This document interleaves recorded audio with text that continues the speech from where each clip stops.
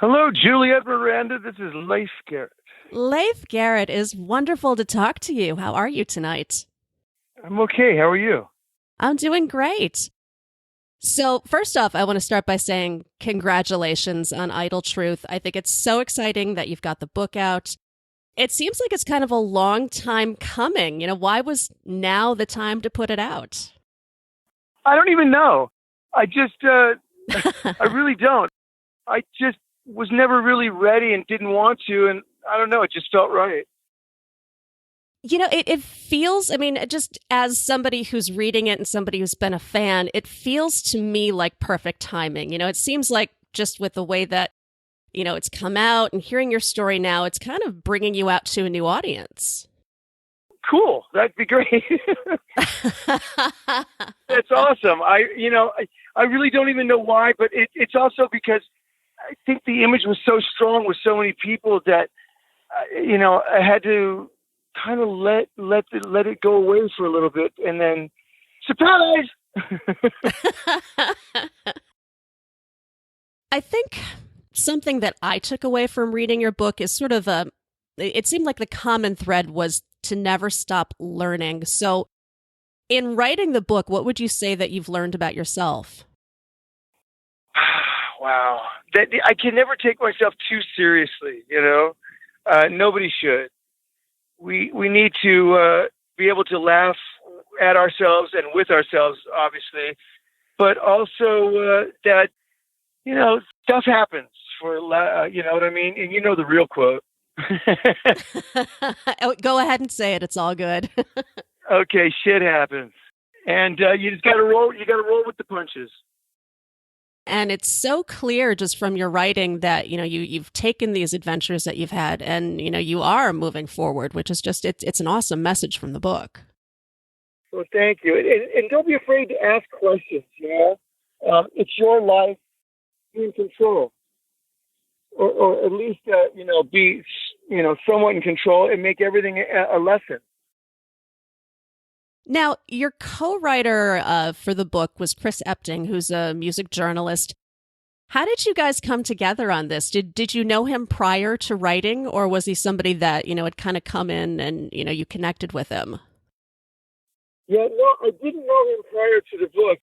He apparently came to one of the shows that I did on the Strip for the Sunset Strip music thing where they have every venue have a different band and artists play. And he apparently came and saw one of the shows and thought that, there was something there and kind of knew my story. And my publicist and really good friend, Barbara George, introduced us, and we got along right away, and that's that. History was made. Well, I know myself as a writer, I would have a really hard time trusting somebody with my story. Did you ever have any, just hesitation or concerns, or was it just a natural process? No, absolutely. It's funny because I didn't. I did at first, and then, he put that at ease. Yeah, I'm still kind of unsure, but I just wanted to get out the truth, just things that I was holding on to for many years. And I'm not sure why I trusted him, but I did. And this was the outcome. It reads so personal, which I love reading books where you kind of get an insight into somebody. And I love just the way that you talked about your experiences so straightforward and realistically. Now, something that I noticed just in your writing was that, you were talking about, the way that you started your career, and you said that you weren't a born performer, but you're a hard worker. So, where did that work ethic come from in building your career? I'm not sure, really. I was a really, really shy kid, but I wasn't at certain moments or when in front of a camera. I don't know. It's very odd to say.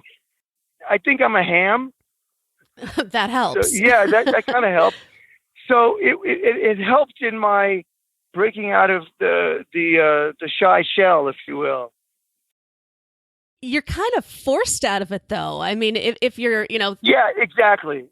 It's right. you're thrown on the cover of a magazine. Right, sink or swim, right? Yeah, I mean that's an insane amount of pressure. I mean, I know where I was when I was a teen, and I can't imagine having that much thrust upon me. I mean, it's insane. Yeah, it was scary at times, trust me. And I had to learn to become a singer. It was trial by fire. I didn't take any lessons, but it also, tells you how sort of cliche that my life was in the beginning with the music of, management creating something from very little, meaning like my image was selling magazine covers and stuff, and I was a successful young actor, and I was good at that. But I never really thought about singing until they came to me and said, "Hey, you want to make a record?" And I loved music, so why not? Well, you say you never took lessons, but you worked really hard to be a strong singer. Was that kind of your way of, maintaining control over it? Well, see, I wished I had more control. I think the longevity would have been more so because at the age of 18, 19, I was of the age of the people buying my records, but I was getting into the new wave thing. And I think that if we'd kind of grown musically instead of having a management company saying, listen, leave that to us. We made you. You don't know what the hell you're talking about, kid. Hey, and that's the cliche part. But, I then went, after the contract was over, I went on and did stuff on my own. It wasn't as successful because for whatever reason, I'd like to think it wasn't because the songs weren't good, but because of course I wrote most of them, but it was such a change, such a drastic change from what I was doing previous. Well, it's so hard to get people to convert to a different, style or sound. And you wrote it too. You're like, there's, an expiration date to being this teen idol. Absolutely. And that's also one of the reasons that I started, I thought associating myself with the people that I liked and was fortunate enough to be able to, meet and befriend a lot of these people that would help in my musical growth. Well, that's not necessarily true. It really actually got me into trouble with, shall we say, narcotics, whatever those are. Sure. Well, it's so interesting. You wrote something specifically. You said drugs seem like the thing to do, and I've interviewed a lot of different musicians from that era, and they've all said almost the same thing. Like Chuck Negron was saying that drugs were sort of essential socially and to surviving the pace. I mean, was that true for you? Absolutely true. Absolutely. And it was, there were a lot of A&R guys there treating me like an adult, and they were all, doing the disco biscuits and the marching powder. Of course. So it was like, hey kid, here, have some, enjoy. And so, it's kind of hard not to want to be part of the gang.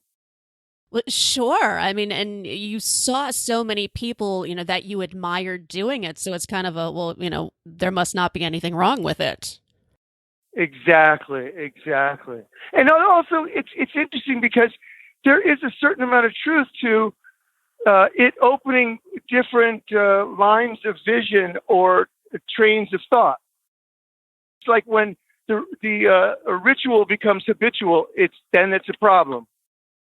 It reminds me of something that, I would have heard like Jim Morrison say, like the road of excess leads to the palace of wisdom. Well, there you go. I couldn't have said it better myself. I told him that. Now? Well, I don't know. You've met some pretty amazing people. Yeah, I have. I've been really fortunate that I've met a lot of my child heroes, if you will, and as well as my contemporary heroes. Yeah, yeah. I mean, you've got some incredible stories. I have to say, my favorite one was the road trip that you took with Jason Bateman. Right? That was so much fun. It was crazy. I mean, that just sounds like the perfect adventure. And plus, I mean, you met up with Hunter S. Thompson. That just seems so random and awesome. Completely. And stayed friends with him. And how lucky is that? I mean, and also Timothy Leary, just, yeah, I've been really lucky. Tell me about Hunter S. Thompson. I mean, is he everything that we've been led to believe that he is? He was that person. Yeah. He was Gonzo, he was the Gonzo journalist, and he lived his life, if you will, balls out. Well, sure. Yeah. He literally, in the end, he was blasted out of a cannon. I mean, that was probably the perfect way to sum up his life. Pretty much, right? I loved his style of writing. One of my favorite books was a book he wrote called The Curse of Lono. Oh, yeah. About him, which is hilarious. I mean, I literally could not put it down. I read the thing from cover to cover. His writing style is so engaging, but it's almost a difficult read because you have to kind of think about what he's writing. Oh, yeah. You've got to put yourself in his shoes in order to really get it. Yeah. Yeah, it's fascinating. He's one of my favorite writers for sure. So when I read that you'd spent a little time with him, I was like, whoa, that's insane. Really cool, yeah. And we played paddle tennis together, and we've shared a few cocktails, if you will. I would imagine so. Yeah, maybe one or two. Yeah, just a couple, and then, of course, a little pick-me-up. Yeah. You got to keep pace. Right? Of course. Well, you saw all these people, and Hunter S. Thompson and John Belushi. Yeah. But you also kind of saw their demise too. I mean, especially with John Belushi. Did that ever shake you? Did that worry you? Not really, for some reason. And it's interesting because metaphorically, I think that in many ways, the only difference is that I didn't physically die. Absolutely. Yeah. You overcame. Yeah, but I mean, and yet still, it's like I need to resurrect a life after with hopefully the enough success to satisfy the artistic person inside. Well, what do you see that artistic person doing? Now that you have the book, what's next? I'm thinking about another book, honestly, in a different style of storytelling. But I also, I love to paint and make art, and I'm really good friends with a bunch of street artists that I go run around with and try and do grassroots political stuff and just to make people think. Wow, that's fascinating. Now, is it in street art? Is it mainly like paint on a surface, or are you doing anything more like sculpting? Or I do a bit of, I don't want. It's not like pottery or anything like that. Like right, but it's mostly to stimulate people's, I guess, minds as well as their ability to not feel inept. That's deep. That's fascinating. You seem like you really have a strong sort of spiritual side to you. Is that accurate? I believe so. I'm not a person that subscribes to organized religion. Very spiritual. And if anything, I would consider myself to be Hindu, if you will, if you need to categorize something. I know you made a lot of, not a lot, but you made some references to sort of the zodiological pairings of people, whether it was somebody that you'd been dating or somebody in the band, just the way that, personalities could match in those ways. Yeah. There are certain things that really do hold true. Oh, yeah. What sign are you? Aquarius. You're Aquarius. Okay, yeah. My father was as well. It's interesting because there's sort of a mutual, I think, mental thing. It's not. I've never met somebody Aquarius it was a sexual thing, but a Scorpio, another Scorpio. Oh yeah. It's crazy. And Virgo is another one for me, but Yeah. I've always. But I'd give it a try. What are you doing later? Well, you're in LA, aren't you? Yes, I am. I'm in Chicago. When's the next flight?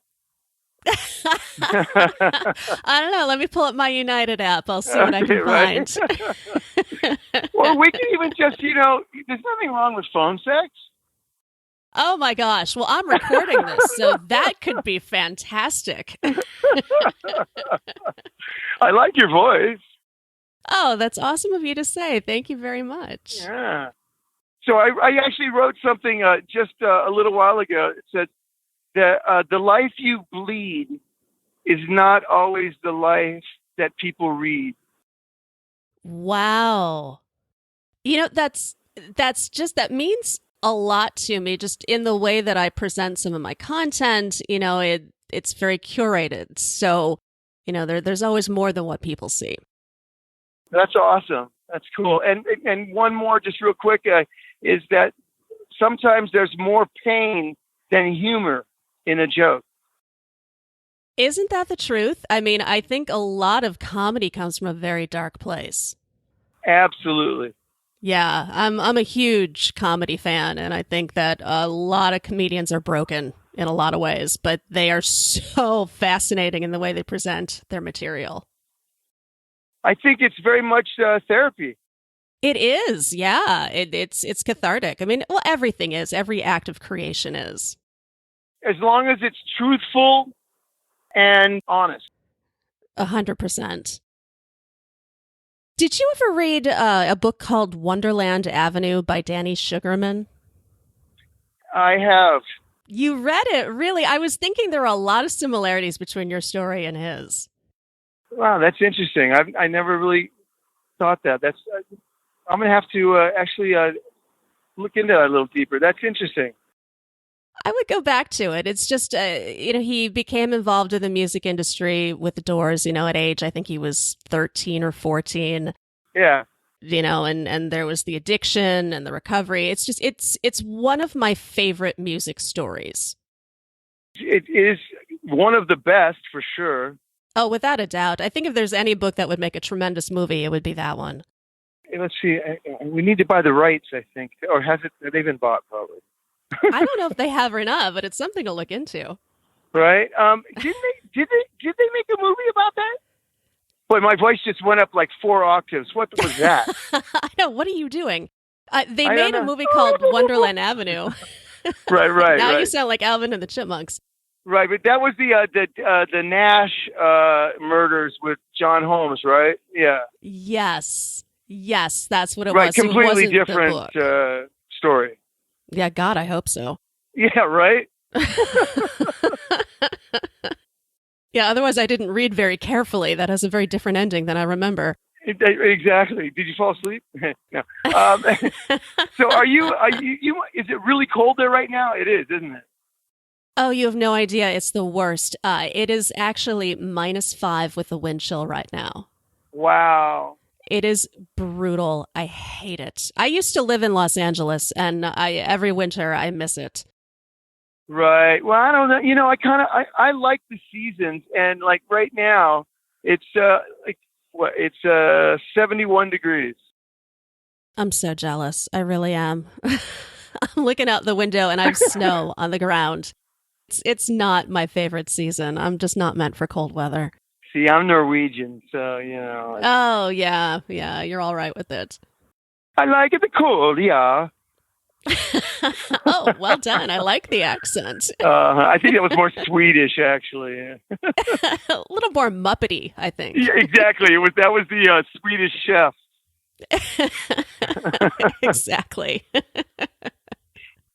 So what's up for you with the rest of the night? Are you doing more press, or is this it for you? This is the last one of the day, and I'm probably just going to go home and chill out with my little buddy, Walter Kitty. You have a cat. Oh, I love it. What kind of cat is it? He's a tabby, an orange tabby. I love orange cats. And it's the first time I've ever had a cat, but he's so awesome, and he really behaves a lot like a dog, and yet he has all of those, cat attributes. Like, yeah, that food looks good, but maybe I'll check it out later. Thanks though for putting it in the bowl. Yeah, you can never do anything quite right. Yeah, I have a cat too. She just turned 21. She's a very old lady. Wow. Yeah. That's awesome. Yeah, she's my cranky old lady. I adopted her when I lived in LA, actually. She's moved across the country with me. Oh, she's just cranky then from the weather. Well, yeah, that's part of it. That's definitely part of it. Well, Leif, I can't thank you enough for talking with me tonight. I've been looking forward to it. I've had so much fun. Thank you so much, because so did I. I really enjoyed this. I wish more people would have fun like this and be as, less on how you doing, Leif. Are you okay now? Have you gone to a meeting tonight? Oh, my God. I think you've proven that you're all right. I hope so. I hope so. And again, I thank you so much. This was a wonderful way to end the day. I'm so glad to hear that. Thank you, Leif. Thank you. All right. Take care and have a good night. You too. Bye-bye. All right. Bye-bye.